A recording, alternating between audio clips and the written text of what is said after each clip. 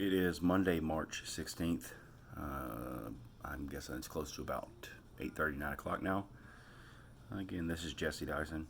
Um, just wanted to post another video real quick um, to just continue on the timeline of things that are going on right now with the COVID-19 pandemic, the mass hysteria in the public to get supplies, specifically toilet paper, but basically everything in the stores, stripping the stores empty as soon as they're stocked, and what's to come, what's been being published in social media, what initiatives have already been, I guess, started. For example, schools being closed now until April 10th. It started off until a week after spring break here in Cypress, Texas, which would have been the 23rd, 24th. They moved it to April 10th, and I'm assuming it's going to go further than that with the latest news that I've seen, and it's not necessarily news that's being broadcast widely, but it's something that came across Facebook. But it's also kind of part of a process that is typical for a situation like we're in right now, some sort of pandemic, etc., where there's mass hysteria.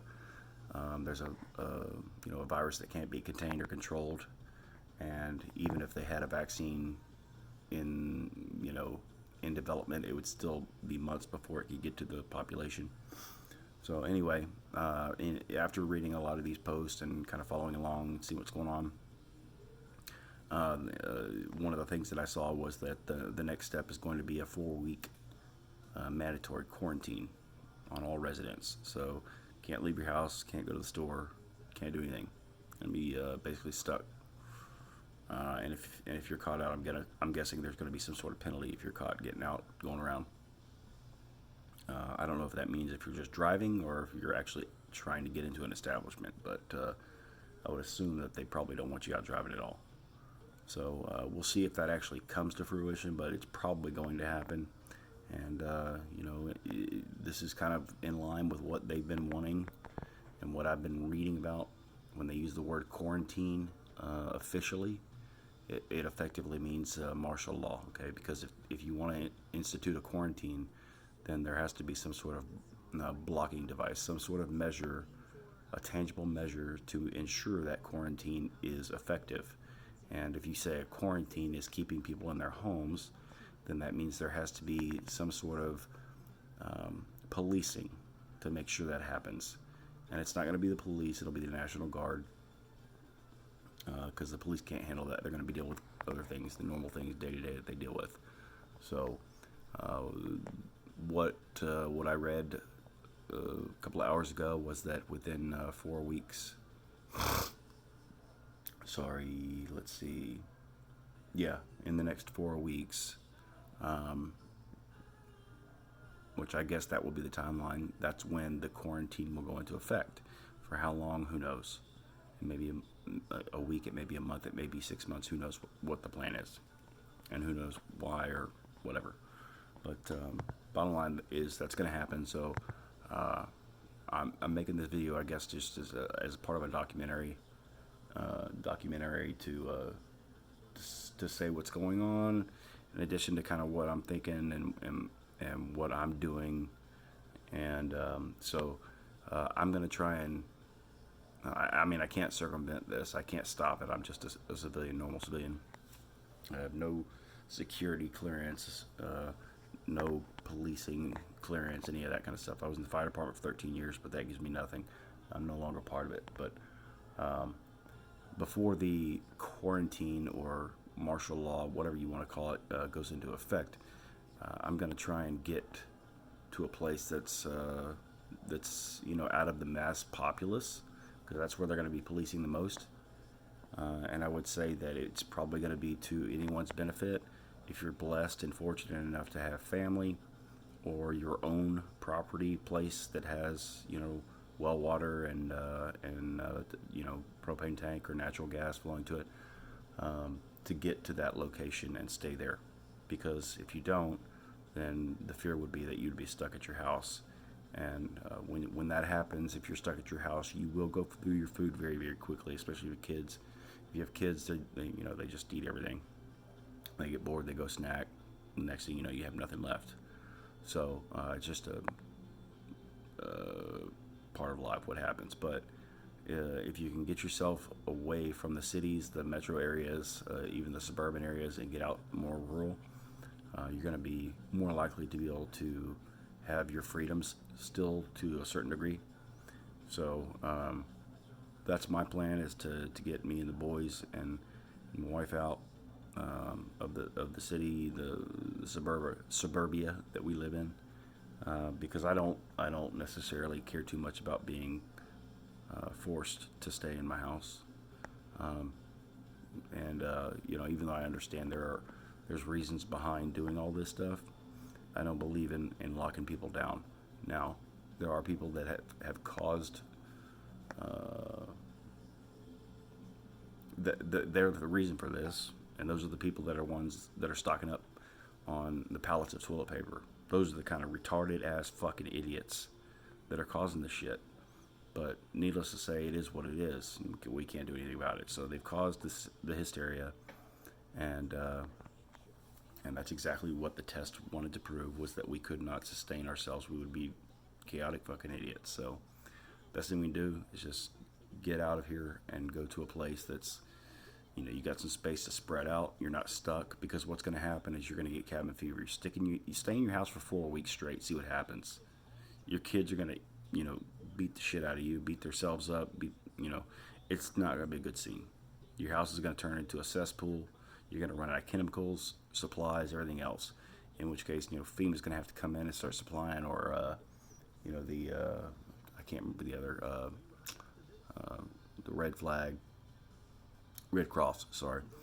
They're going to have to come in and start feeding and supplying people with goods and services they need. So it's unfortunate. Sad time in history.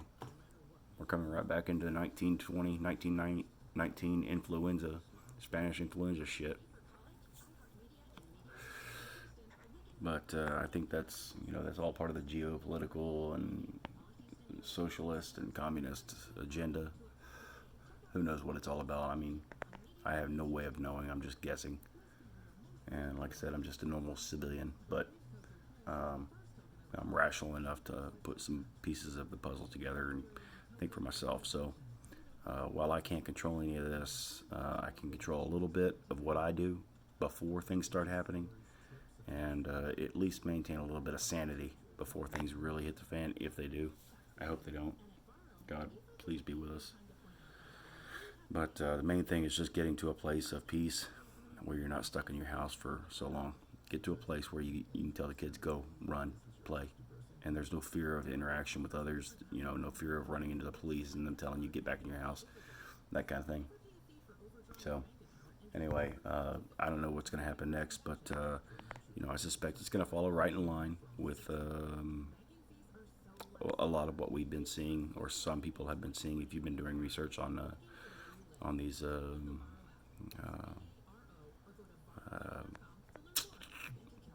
conspiracy theories. I mean, whatever. I don't know that I believe that these are all conspiracy theories. I think they are conspiracies. I don't think they're theories. I think they're correct. They are conspiracies, true conspiracies.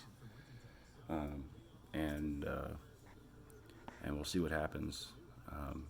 The United States of America is still the greatest country in the world, and we will prevail. What we look like at the end of the day, at the end of all this, I don't know.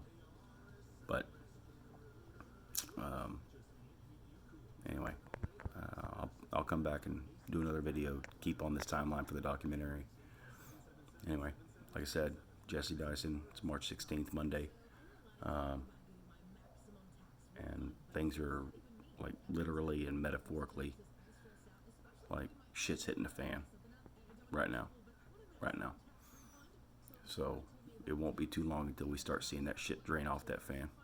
And then once people start getting shit on them, that's when the crazy starts. The crazy was the toilet paper and the hysteria. The crazy is people that are carrying weapons, that need supplies, that don't have supplies, that don't have money, that don't have means, trying to survive. And it seems crazy to even talk about, but we're only a few steps from that, even in our civilized world that we live in right now in America here, and in one of the most affluent communities in Texas, which is Cypress slash Tomball. You know, tons of millionaires out here, but it doesn't matter. It doesn't matter race, creed, how much you make. At the end of the day, if you're backed into a corner and you got to provide,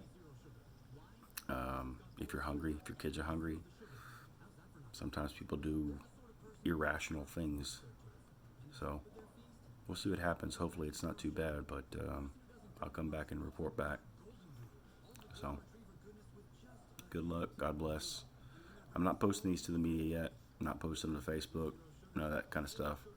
There's kind of, I'm tucking them away so I can go back and kind of, reflect after we see what has come to fruition.